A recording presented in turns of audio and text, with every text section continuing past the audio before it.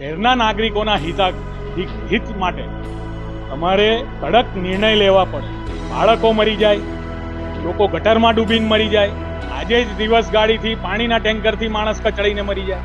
કોઈ પણ પ્રકારની તમે મૌન જો તોડ્યું હોત તો સરલા અને સંધ્યાને મુખ્યમંત્રીના કાર્યક્રમમાં ના જવું પડ્યું હોત.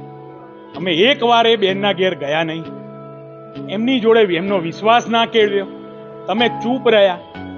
તમારાથી રજૂઆત આટલી બધી ગાંધીનગરની સંકલનો થઈ, તમારે કેવું જોઈતું હતું કે સાહેબ આ કોંગ્રેસ વાળા 25 લાખની દરખાસ્ત લાયા છે, આપણે મોટું મન રાખીને આપણે 30 લાખ આપીએ. હું માનું છું આ સર સયાજીરાવની નગરી, આ ગાયકવાડ સાહેબની વસાયેલી સંસ્કારી નગરી, નગરજનો ચોક્કસ સાચા સમયની રાહ જોવે છે આ વખતે.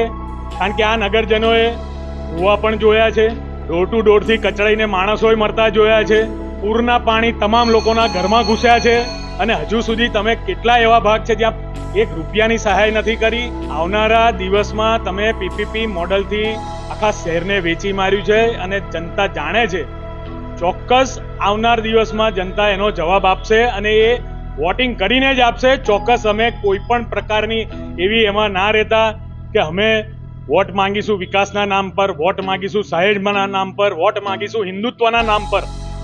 વિકાસ તમે જો કર્યો હશે ને તો તમને આ વખતે તમે જે વખતે ફેરણીમાં લોકો પાસે વોટ માંગવા નીકળશો ને ત્યારે જ તમને જવાબ મળશે કે તમે શું વિકાસ કર્યો છે.